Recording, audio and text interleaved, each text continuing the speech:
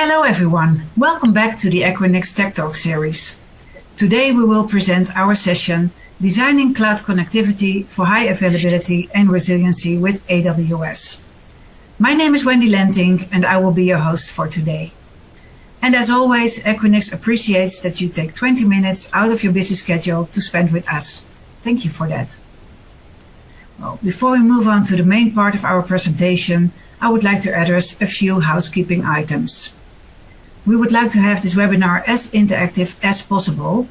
And on your screen, you can see a Q&A box, Ask the Speaker a Question. Please insert any questions you have throughout the presentations and we will answer them at the end.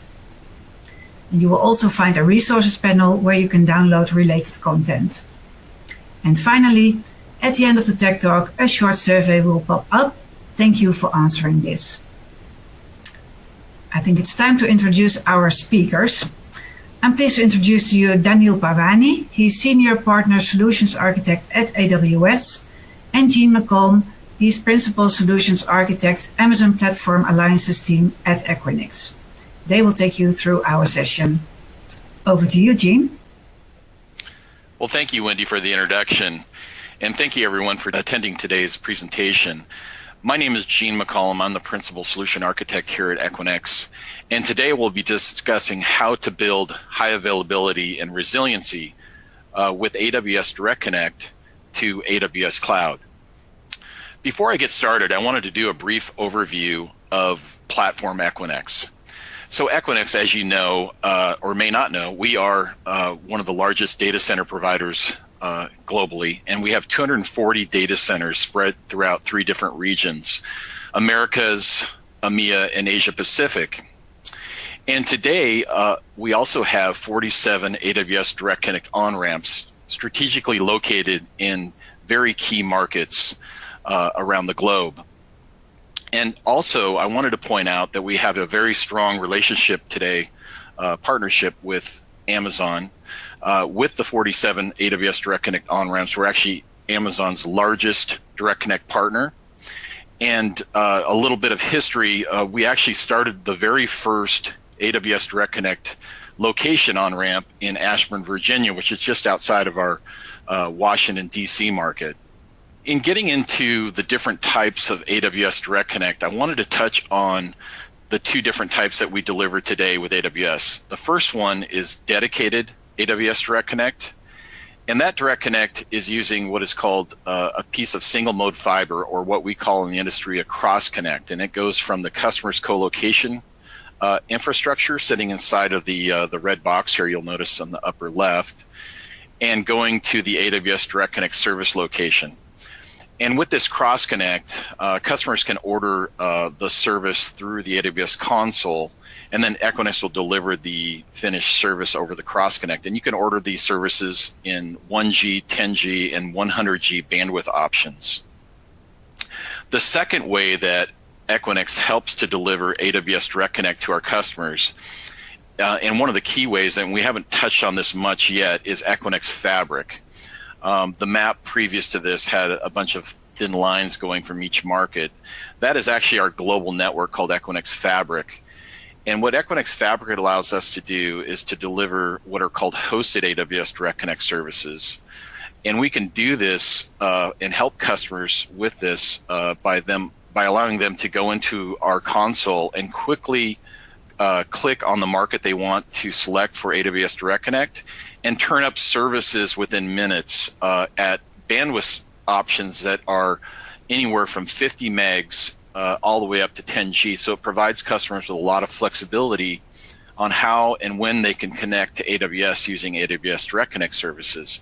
And many of our customers are really happy about being able to access Direct Connect services in this fashion. So what are the challenges and risks of deploying only a single connection to AWS? You'll notice in the red box below, we're kind of highlighting the New York market as an example. And here a customer has a single connection to AWS. Actually, it's a single hosted connection to AWS.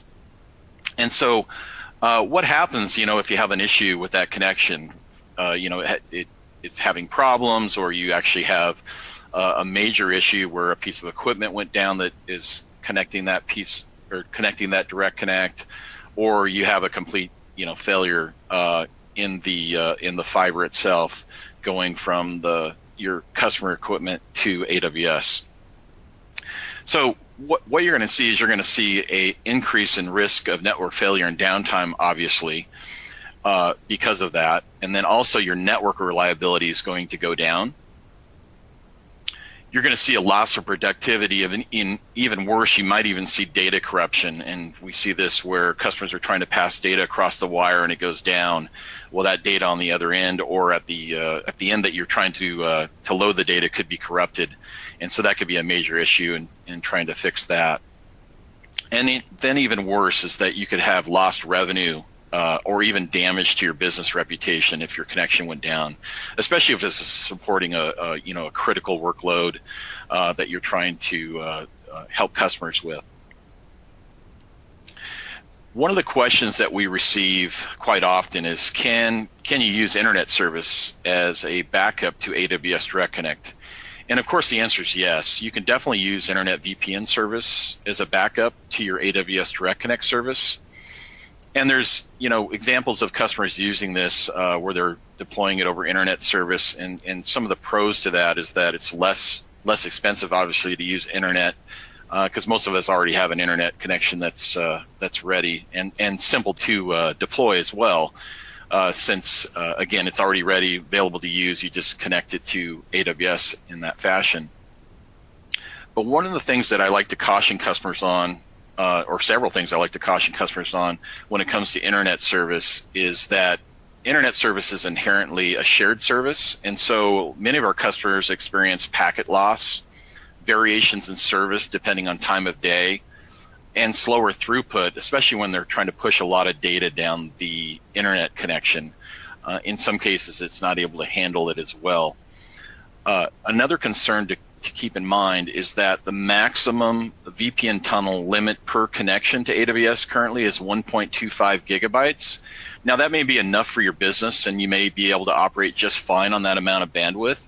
But if you're an enterprise customer, a medium or large enterprise customers that need or require more bandwidth than that, now you're having to add additional VPN tunnels and bond them together to make a larger connection. And this is going to increase your cost as well as complexity to your connectivity to AWS. And then IPsec VPN as well will introduce overhead to your connection. So all the encryption and decryption that's going on from point A to point B and back, that's going to also assist in slowing down your connectivity from where you're trying to move data to and from. And then finally, egress costs. So this is a big concern to a lot of our customers, especially when they're running terabytes or petabytes of data in egress. Their costs can go way up in using internet as compared to using AWS Direct Connect service. And a common rule of thumb is that we see Direct Connect about 3 times less costly than using internet service. So typically, AWS Direct Connect egress cost is going to run around 2 cents per gigabyte, and your internet VPN costs and egress are going to run you around anywhere from 6 to 9 cents or even more. So why design for high availability and resiliency? Well, the goal of any network design is obviously for 100% network uptime. That's what we all are trying to achieve. But we have to keep in mind that all of our connections and equipment are going to have maintenance events where we have to take down a piece of equipment to do some maintenance on it or the connection itself. And so that's going to introduce potential downtime to our network. The second thing is that you could have a power outage or a bump in your power or any kind of power interruptions that could occur anytime throughout the day. Again, that could also impact your connectivity to AWS. And then network devices or card failures. We just talked about that in one of the earlier designs that we were looking at, where, if your network device or you had a card failure or even a port failure on your equipment, that could significantly impact your uptime. And then finally, a damaged or cut fiber path. And we see this, occasionally where, customers are having things installed or for example, there's construction going on nearby, a backhoe could cut up fiber, or weather-related events can happen where fiber is being put across the pole, and so that could be taken down as well and cause you to have significant downtime. Fiber can take hours or even days to be brought back up or repaired. I'm going to go ahead and hand this over to Danil to talk about our first design in designing for high availability. Go ahead, Danil. Thanks, Gene. Hi, everyone. Thanks for joining us today. I'm Dhanil Parwani. I'm a Senior Partner Solutions Architect with AWS. And like we saw Gene explain why design for high availability and resiliency, I'm just going to describe or go over a design which talks about high availability. So like we see on the screen, high availability is something that is recommended as a minimum design for having a redundant connection. And going ahead, we see this on the screen here. What we're trying to do here in a high availability setup is one AWS region, like we see the Tokyo region here, is connecting via two different devices or two different direct connect connections going into connecting to your on-prem locations. So in your high availability, we do have two connections. This protects against device failure since both of the connections land on different devices, but it doesn't protect against a location failure since we're connecting from the same location. Considering this, industry standards equate this to be almost a 99% uptime based design. And according to AWS, we recommend this for development and test workloads. And also with Equinix, this is a minimum recommendation when it comes to having a redundant setup to ensure that you have device failure as a minimum. Now, when you're having these two connections, you can set them up in an active-active or an active-passive manner. What we mean by active-active is both the connections will be handling traffic and the flow of traffic would be load balanced between them. So both the connections are actively carrying traffic.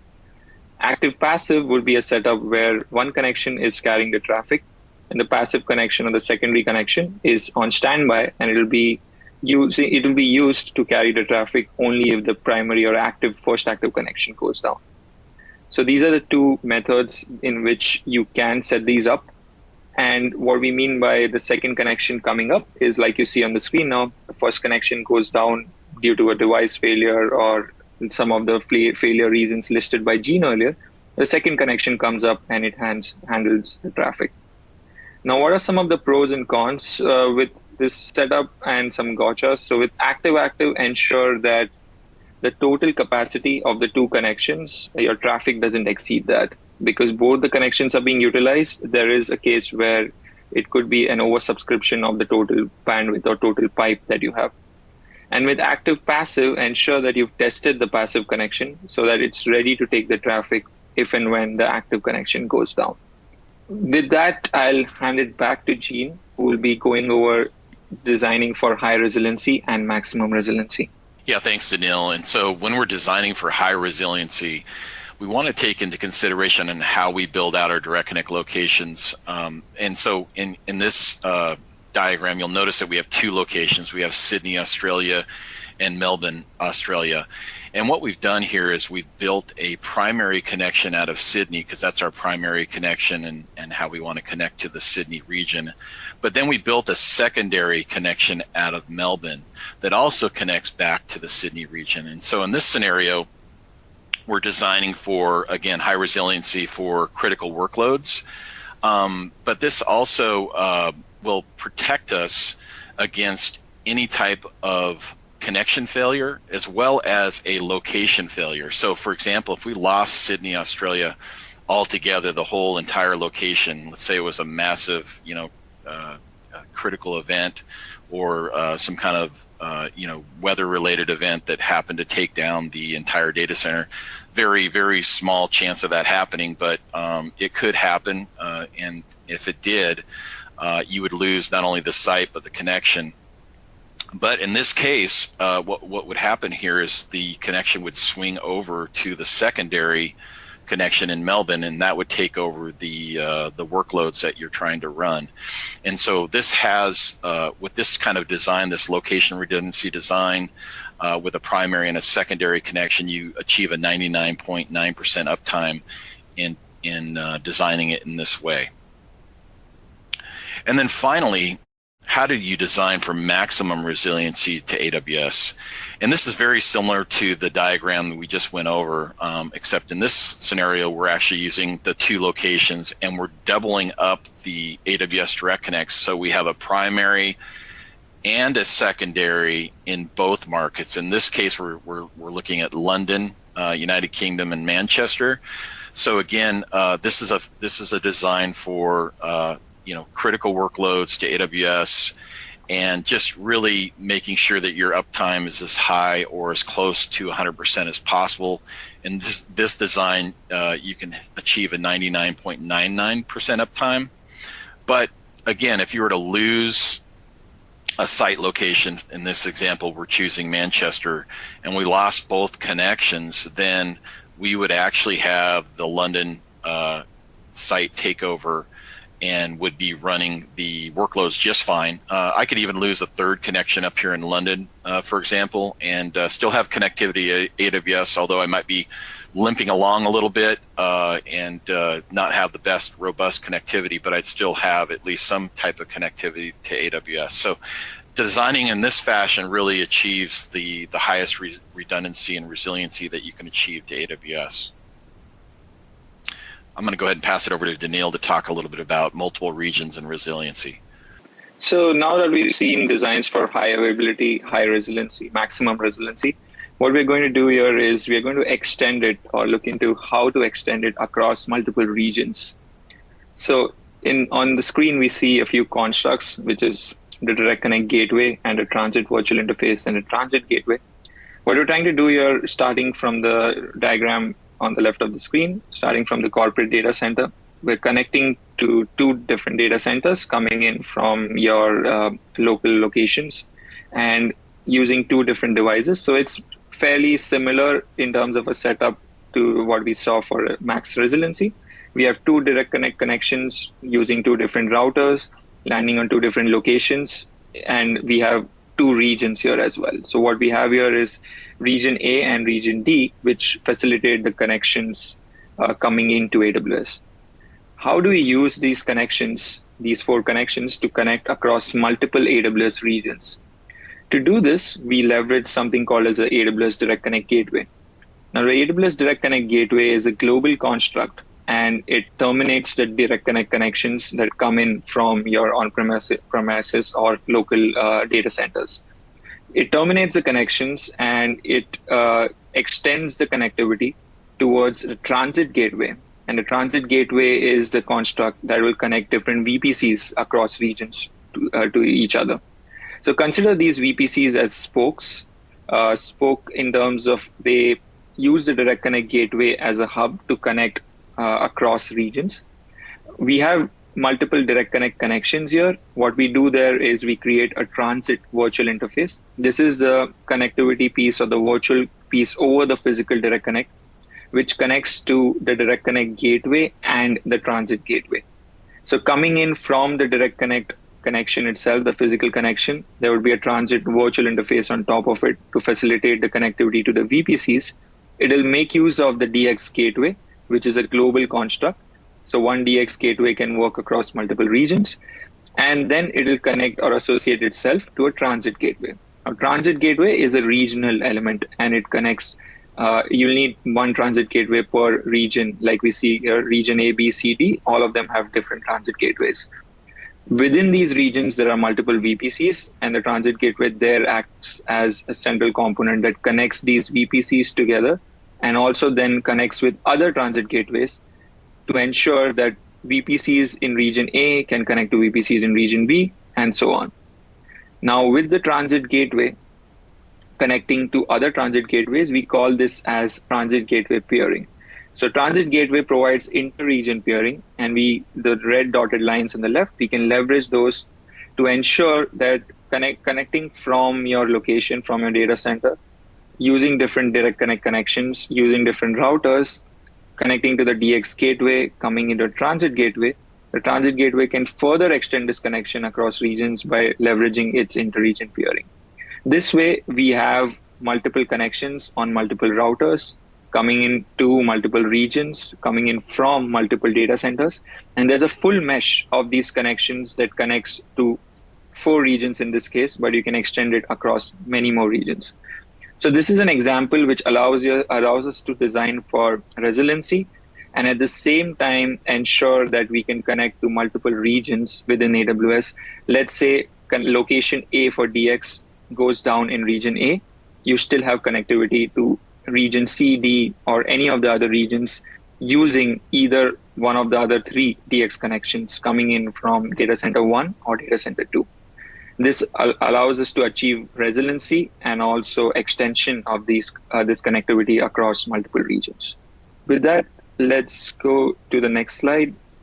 So thank you for listening. We just wanted to ensure that we can kickstart the conversation on designing for high resiliency and high availability. So let's keep this conversation going. You can reach out to your Equinix and AWS solutions architects and ensure that your specific use cases are discussed and you can dive deeper into how you can design as it applies to your environment. We have a list of Direct Connect FAQs, and they specifically call out high availability and resiliency in its own section. We have the link to that on here. Feel free to go through it. And if you have any questions, again, you can leverage the Equinix and AWS solution architects to keep that conversation going and take it ahead. We also have a resiliency toolkit. This is a wizard, a connection wizard that helps you connect or design one of the patterns that we showed by selecting how many connections do you want, how many regions you want to connect to, what is the SLA that you're looking for. Are you trying to set up for maximum resiliency, high availability, regions, costs? All of these are taken into factor, and resiliency toolkit helps you to design by selecting these options and creating a design for you. So that's all we have. Thanks for listening. Now I'll hand it off to Wendy to go over some of Q&A. Great. Thank you, Daniel and Jean, for the great session here. Very interesting. So I suggest to take those now. The first question is from Patrick. How do I order connections to AWS Direct Connect for high availability? So I can take that one, Wendy. So yeah, appreciate the question. There's 2 ways that you can order AWS Direct Connect, and it depends on what type of Direct Connect you're wanting to order, whether it's dedicated or hosted. So if it's dedicated Direct Connect, you'll go into your AWS console, and within the console, you'll drill down into the Direct Connect ordering space, and there you'll have options. AWS has actually built a really nice wizard now where you can actually order Direct Connect and build for resiliency using the wizard, or you can order Direct Connect in a classic fashion as well, where you just place the order.